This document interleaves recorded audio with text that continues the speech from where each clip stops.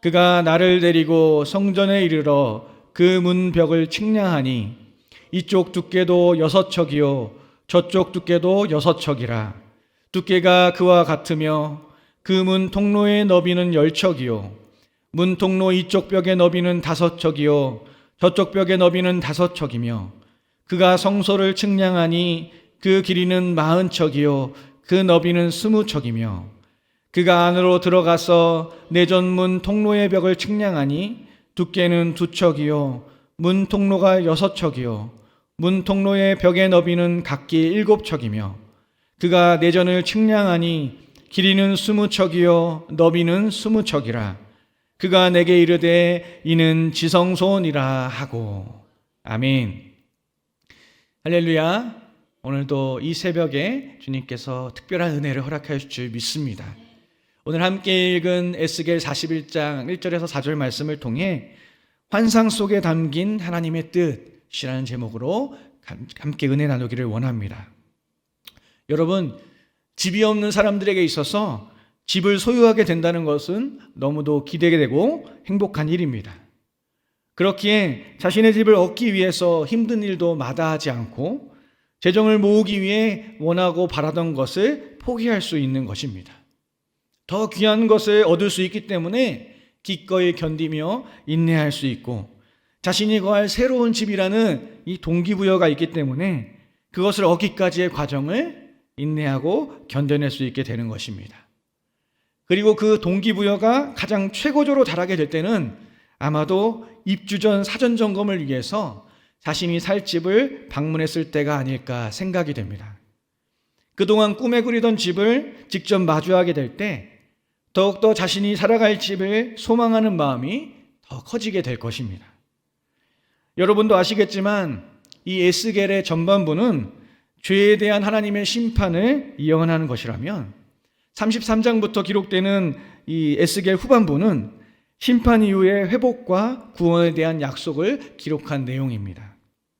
죄로 인해 집을 잃고 나라를 잃고 바벨론이라는 타지에 가서 노예의 삶을 살아야만 했던 이스라엘 백성들에게 이제 회복과 구원이 선포된 것입니다. 그중 오늘 본문이 포함된 에스겔 40장에서 42장은 새로운 성전의 회복에 대한 약속의 말씀을 기록한 내용입니다.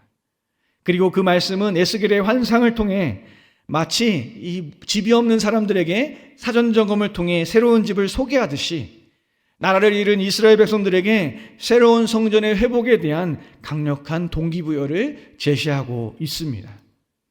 비록 직접 방문해서 눈으로 볼 수는 없지만 마치 눈으로 보는 것처럼 정확한 묘사를 통해 이 팜플릿을 통해서 새로운 집을 보게 되는 것처럼 먼 타지에서 고통스러운 삶을 살아가고 있는 이스라엘 백성들에게 새로운 성전을 보게 하고 그것을 꿈꾸며 소망을 품게 하는 것입니다.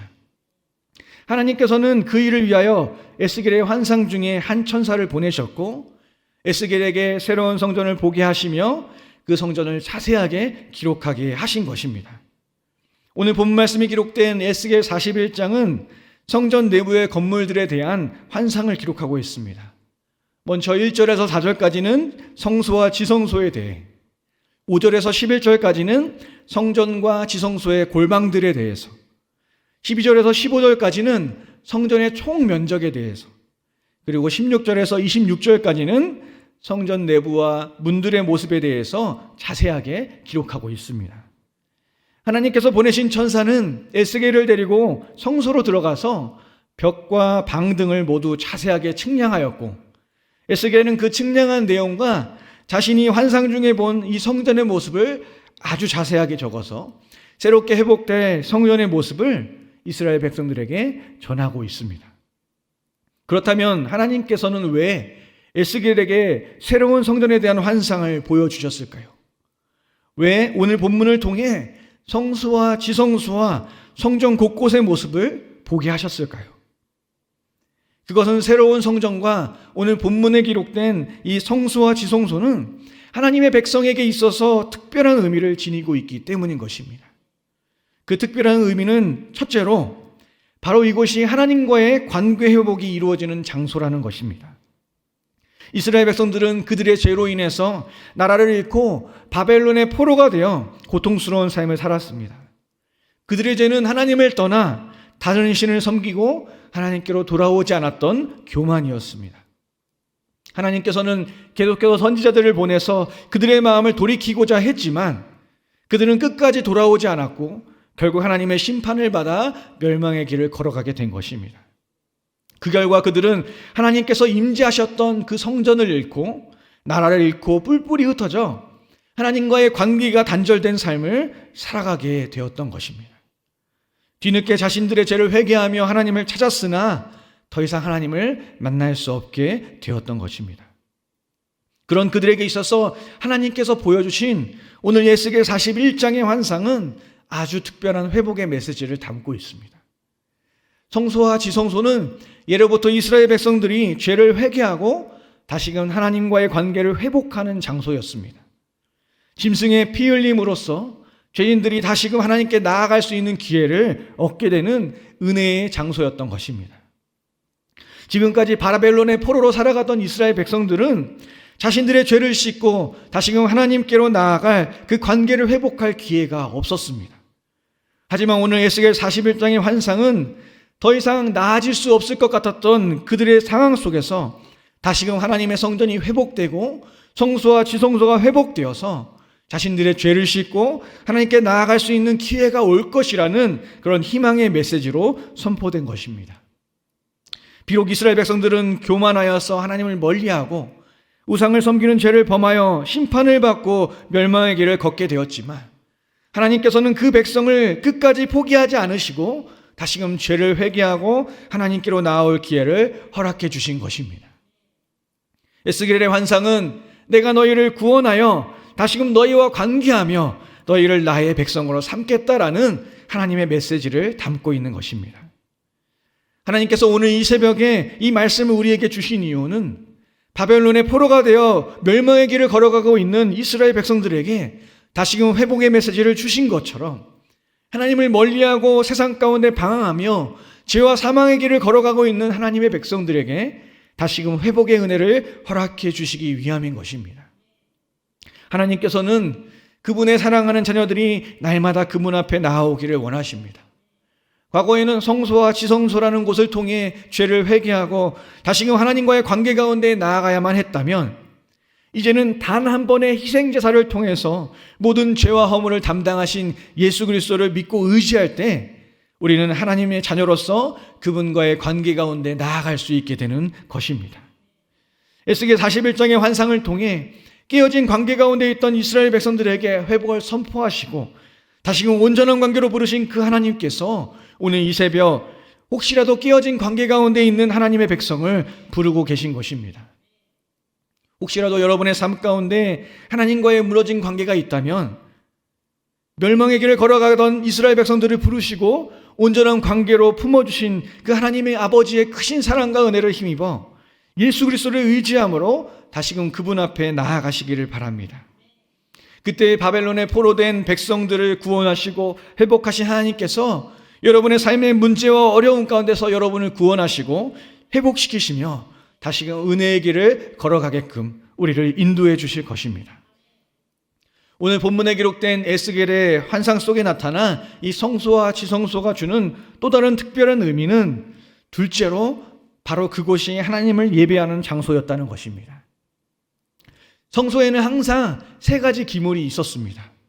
먼저 이 진설병상이 있었는데 그곳에는 이스라엘의 12지파를 상징하는 12덩이의 떡을 항상 올려두었습니다. 이것은 이스라엘 백성들을 끊임없이 돌보시고 이 양식을 공급하시는 하나님을 향한 감사의 의미를 담고 있는 것입니다. 그리고 금 등잔대가 있었는데 7개의 가지로 이루어진 등잔대에 항상 불을 밝혀 이 성소 내부를 환하게 비추었습니다. 이것은 어두운 세상을 밝혀주시는 하나님의 빛 되심과 성령의 인도하심을 상징하고 있는 것입니다. 마지막으로 분향단이 있었는데 분향단은 성소의 가장 안쪽에 위치하여 아침 저녁으로 향기로운 이 향을 피우는 기물이었습니다. 이것은 성도의 기도를 상징하고 있는 것입니다. 그리고 지성소로 들어가면 하나님의 약속이 담긴 언약궤와 하나님의 임재가 거하는 이 두 그룹 날개 사이에 속죄소가 있었습니다. 이 성소와 지성소는 하나님을 향한 감사, 그리고 성령의 인도하심과 하나님을 향한 기도가 있는 곳이었고, 하나님의 약속의 말씀이 있고 하나님의 임재가 있으며 그 하나님을 만나는 곳, 바로 그곳이 성소와 지성소였던 것입니다. 그러므로 성소와 지성소는 하나님을 만나고 예배하는 장소였습니다. 하나님께서 이스라엘 백성들에게 에스겔의 환상을 통해 이곳을 보여주신 이유는 바로 그들의 예배가 회복되기를 원하셨기 때문인 것입니다. 하나님과의 깨어진 관계가 회복되고 다시금 하나님의 백성으로서 하나님을 예배하고 찬양하기를 원하셨기에 다시금 회복된 성소와 지성소를 보게 해 주신 것입니다. 하나님께서 우리를 창조하신 이유는 이사야 43장 21절의 말씀처럼 하나님을 찬양하기 위함입니다. 하지만 이스라엘 백성들은 그 말씀대로 하나님을 찬양하지 않고 세상을 노래하고 자신을 높이며 우상을 숭배했습니다. 하나님께서는 그런 이스라엘 백성들이 다시금 예배의 자리로 나오기를 원하고 계셨던 것입니다. 이스라엘 백성이 다시금 예배의 자리로 나오기를 바라셨던 하나님께서는 오늘 이 시간 우리에게도 동일한 말씀으로 부르고 계십니다. 우리를 창조하신 목적대로 하나님을 예배하고 하나님의 기쁨이 되기를 바라고 계신 것입니다. 이스라엘 백성들이 다시금 하나님의 성전으로 나와 예배할 때 참된 해방과 구원의 은혜를 누릴 수 있었던 것처럼 우리가 날마다 하나님께 나아가 예배할 때 만왕의 왕이요 만군의 주이신 하나님께서 우리의 예배를 받아주시고 우리의 삶을 선하고 복된 길로 인도해 주실 것입니다. 말씀을 정리하겠습니다. 하나님께서는 오늘 이 새벽 에스겔 41장의 말씀을 통해 우리를 부르고 계십니다. 에스겔 41장의 환상 가운데 나타난 성소와 지성소는 먼저 하나님과의 관계 회복이 이루어지는 장소였습니다. 멸망의 길을 걸어가는 이스라엘 백성들에게 다시금 회복의 은혜를 허락하신 하나님께서는 세상 가운데 방황하며 깨어진 관계 가운데 거하는 이스라엘 백성들에게, 아니 주님의 백성들에게 다시금 하나님께로 나오기를 원하고 계시는 것입니다. 우리가 예수 그리스도를 의지하여 하나님 앞에 나아갈 때 하나님께서는 우리를 품어주시고 다시금 하나님의 자녀로서 온전한 삶을 살아가도록 해주시는 것입니다. 또한 에스겔의 환상 가운데 나타난 성소와 지성소는 하나님을 예배하는 장소였습니다. 이스라엘 백성이 창조된 목적대로 하나님을 찬양하고 예배하는 백성이 되기를 원하셨던 그 하나님은 우리에게도 동일하게 말씀하고 계십니다. 날마다 예배의 자리로 나오기를 원하고 계십니다. 우리가 창조된 목적대로 하나님을 찬양하고 예배하는 삶이 될 때 온 땅과 만물을 다스리시는 그 하나님께서 우리의 삶의 주관자가 되시고 우리와 함께 기뻐하시며 우리로 하여금 선한 길로 나아가도록 우리를 인도해 주실 것입니다. 오늘 이 새벽 주님 전에 나와 예배하시는 저와 여러분이 이 말씀을 기억하며 예수 그리스도를 힘입어 하나님과의 온전한 관계 가운데 거하고 날마다 하나님을 찬양하고 예배함으로 그분의 인도하심 가운데 거하여 전능하시고 모든 것 가운데 함께 하시는 그 하나님의 풍성한 은혜와 복을 누리시는 복된 성도님들이 되시기를 예수님의 이름으로 간절히 축원드립니다. 기도하시겠습니다. 언제나 말씀의 빛으로 우리의 삶을 인도하시는 하나님, 오늘도 주님의 말씀으로 우리의 삶을 비춰주시니 감사드립니다. 사랑과 은혜가 풍성하신 하나님은 언제나 사랑하는 주님의 백성이 주님 앞으로 나아오기를 바라신다고 말씀하셨습니다.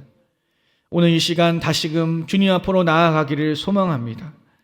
혹시라도 우리 안에 하나님과의 깨어진 관계가 있다면 우리의 죄를 회개하오니 예수 그리스도의 보혈로 우리를 정결하게 하여 주시고 다시금 온전한 모습으로 주님 앞에 나아가게 하여 주시옵소서.